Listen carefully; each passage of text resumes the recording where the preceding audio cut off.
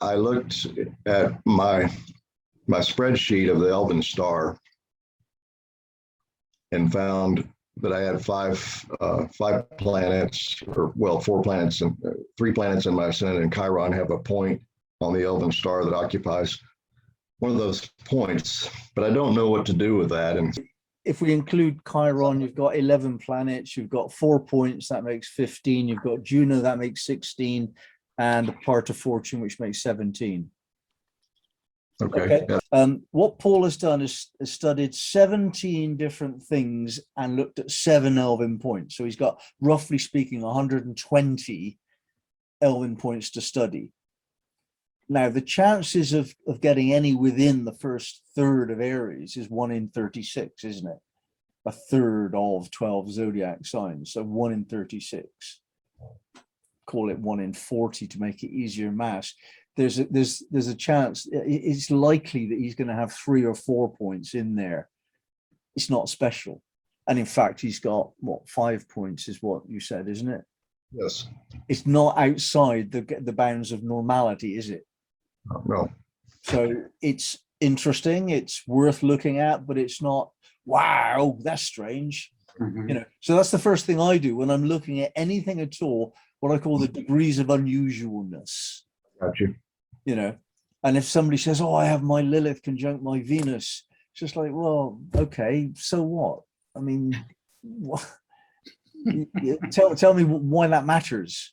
When do you express that phenomenon? You know, do you know what it is? And so on. So people get very excited about things which are not exciting. So that's the first thing. However, for us to try and interpret what it means, what we haven't really spent a lot of time doing in the Elven Star studies yet is looking at the interpretation of the meaning of the Elven Star of something other than the sun. So the Elven Star of the sun is your essential mystery, shall we call it. The Elven Star of the midheaven is how you go about developing a social role by using a knowledge of the kind of secret part of you, the mystery and magic within you, presumably. How you go about interpreting the Elven Star of the moon would be a lot to do with your the nuances of your emotional nature.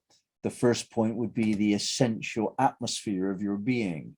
Some people are calm and wise, and some people are excited and capable, and some are mothering, and some are diffident. You know, the essential mood of your being would be the first point. The second point would be what you do to expand your emotional repertoire. How do you develop from the essence of who you are to widen your emotional intelligence? You know, that would be the second point.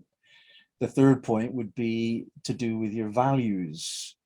How do you find out what matters to you deeply as an emotional sense of that's good and that isn't? You know, that would be the third point, how we develop appreciation for values from which we base our sense of what we're willing to fall in love with on some level.